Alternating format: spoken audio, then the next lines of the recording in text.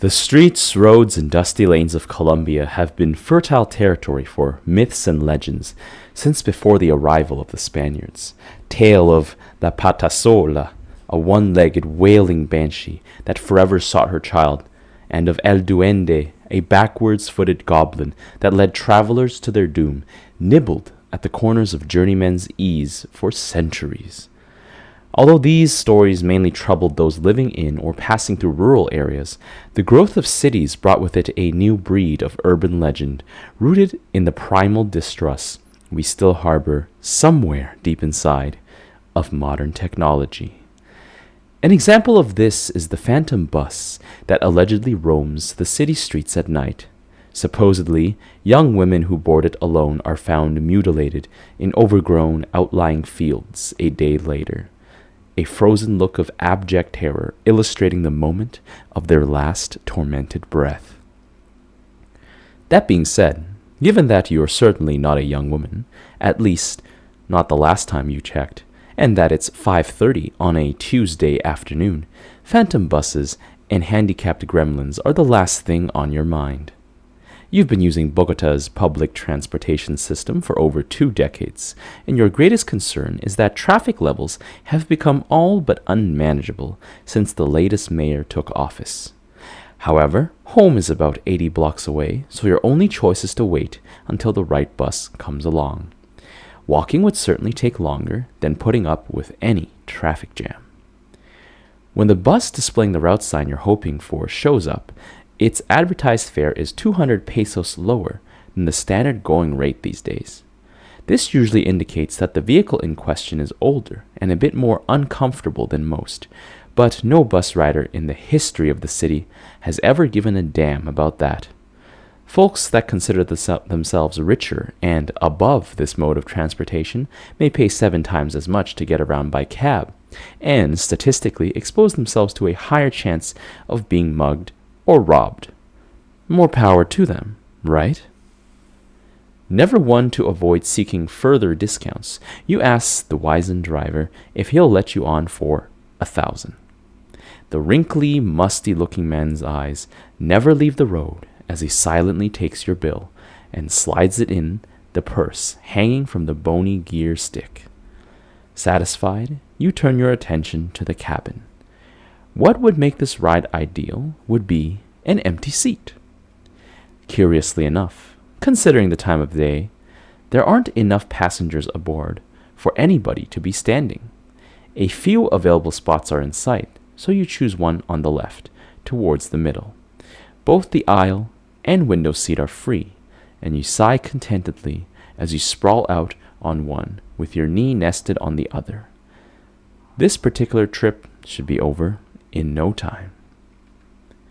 The driver's radio is off, and your phone's battery ran out an hour ago, so you pass the time staring out the window and watching vendors ply their wares and car drivers nod along to whatever music they're enjoying.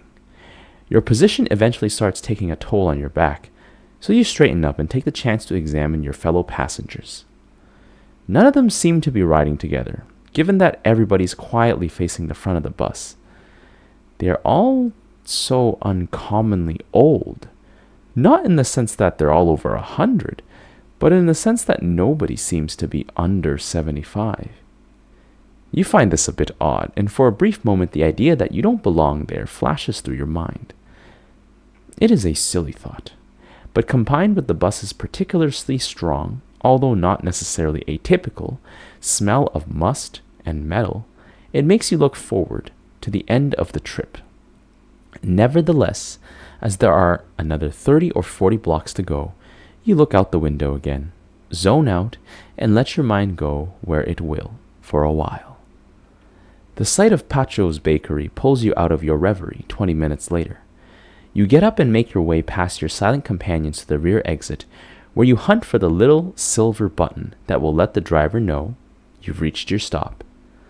As you spot it above the door, you realize that nobody's boarded or left the vehicle since you got on, which is particularly weird for rush hour. Shrugging it off as a weird coincidence, you press down on the button and grab onto the... You are sitting on your seat, facing the front of the bus. What? What the hell just happened? You look around and see that everybody's still where they were a moment ago. Trying to make eye contact with them is fruitless, since they all seem to be lost wherever it is that old minds wander. The thought of saying something runs through your head, but you decide against it. What would you say anyways? You were probably so zoned out that you simply imagined getting up to ring the driver's bell. That's probably it. Your daydreams are occasionally so vivid that leaving them is downright startling. Besides, you're already 2 blocks past your stop. Call it a weird thing that happened on your way home or whatever, but for now you should just get off the bus. There's no point in having to walk back too far. You, once again, get off your seat and head for the rear exit, somewhat unnerved by the other passengers' stoic disinterest in everything around them. There's the button, right where you remember it. Except that you can't remember it, of course, since you've never actually been back there. You probably saw it when you got on. After grabbing onto the guardrail, these bastards occasionally decide to stop on a dime when you ring. You look towards the driver, put your thumb on the button. You are sitting on your seat, facing the front of the bus. A piercing chill runs down your spine. And instead of fading away, it spreads through every one of your extremities. It's not a shift in body or ambient temperature. It's the chill you feel when you are suddenly consumed by the level of fear that slightly precedes terror. Something really messed up is going on here. You don't know what it is, but you want out. You don't want to be here anymore. A feeling of bitter solitude is now gnawing at your mind. Whatever these people around you are thinking, they clearly don't give a damn about what's going on with you. Therefore, you once again decide to avoid saying anything and simply lift yourself off the seat, not processing the fact that you did it with less agility than you should have been able to. All you want right now is to get off the bus. Besides, it's already advanced more than 10 blocks past your street, which suddenly feels like a distastefully long distance to walk. This is all secondary to the point at hand, however. You have to get off this damn thing. As you make your way back, an old lady in the back row looks up at you. Her expression tells you nothing, but the way it fixes on you, on your torso to be precise, as if you were just another chunk of the vehicle, further spikes the almost overpowering sense of dread now coursing through your veins. Whatever, you can't panic. Not now. You stand at the back of the bus, and instead of going for the button, yell at the driver. You yell at him to stop, to let you off, that you've already rung twice, but nothing comes of it. You curse at him, tell him what he will die of, and wish great evil upon his kin. But the door remains unmoved. The man is not listening. Or he does not care. Or he does not want you to get off. But you don't give a damn what he wants or doesn't want, so you grab onto the bars, take a step back for momentum, and send a solid kick right into the column of the hinges, and that... You are sitting on your seat, facing the front of the bus. It takes a moment to register. Maybe more than a moment. Maybe it's a full minute.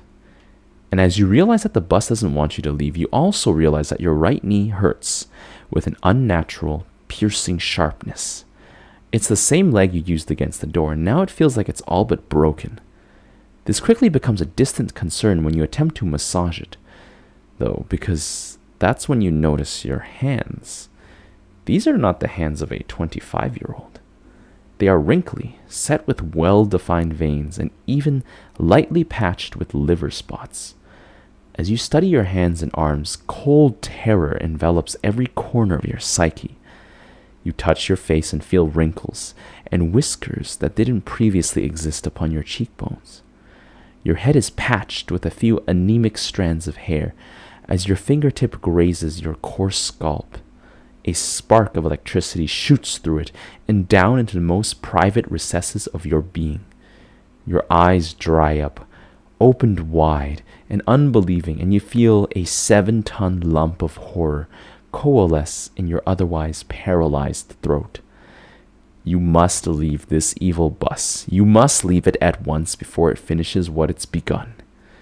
You carefully make your way off your seat, no need for any further injury, and head towards the front, towards the driver. Perhaps you can reason with him, or perhaps you can club him to death with a flashlight or something, since there are always a variety of trinkets and gadgets at the front of it. You are sitting on your seat facing the front of the bus. It takes a good 5 or 10 minutes for you to come to terms with what is happening to you, to understand that your life is vanishing before your eyes. Your hands are now like those of your grandmother. Your back hurts from its base all the way to your neck, and your eyes can barely focus on the huge signs posted above the windows. Even your mind isn't as sharp as it should be. It takes you a while to determine that you should make another attempt at the exit. Perhaps violence is not the answer. Perhaps you can gently pull it open. Perhaps if you treat the bus like a living, gentle being instead of like a demonic machine, it will let you out. Perhaps the old woman is looking at you again. You notice her blue jacket, which is much too big for her. If it were a blouse of the same size, it would hang loosely off her gaunt frame. A tiny, hesitant tear forms on her frail face, and then follows a meandering path down her ancient features to land on her wrist with eerie finality. There's a red Toto watch around that wrist, the sort that is currently all the rage with kids graduating from high school. You examine the door. 2 panes joined by a vertical line of hinges, coated on the right by a rubber pad to avoid contact damage. The door is slightly bent inwards, and as you notice this, a glimmer of hope runs through you. If you can insert, you are sitting on your seat, facing the front of the bus. What the fuck is going on? My hands, they are old. My hands are the hands of an old man, not of my grandfather, of an old man. The man behind you starts when you turn to him and yell at him and grab his face and scream at him to tell him to let off his mouth, something you don't understand. His teeth, his blood, your teeth. Oh my God, my teeth are like tiny. They are dust. They're what the hell? How long have I been here? Fuck this. I'm breaking the window with my elbow. Even if it breaks, I don't want to die no more here. You are sitting on your seat, facing the front of the bus. After a long time, you glance down at your hands. They are gnarled, rheumatic, blood-splattered claws of a hag that's seen more than one generation's share of horrors. A hag? A hag is not the right word. A hag is a woman, right? At least so it was in Mother's stories, like those of La Patasola. Your knee still hurts, but not as much as your elbow. It feels like it is shattered. Ah, yes, this bus. You must get off it. You know you must get off it now. You don't remember why you must, but it is imperative that you do. It is urgent. It is urgent. You are so tired. You try to lift yourself off the seat, but your knee buckles under your weight. It is by chance that you fall back on the bench. You must get off the bus. You remember these buses. They used to take you to work. You steady yourself on the bench. You will try to get off the bus. But in a moment, you must rest. The bus can wait. You are sitting on your seat, facing the front of the bus. You are sitting on your seat, facing the front of the bus. Hello. That's the end of our story. If you're still here at this point, you must have enjoyed this story. Consider supporting my channel by subscribing, ringing the notification bell, or sharing this with a friend. Additionally, you can support me on Patreon if you would really love to help me grow my channel. Thank you, and until next time.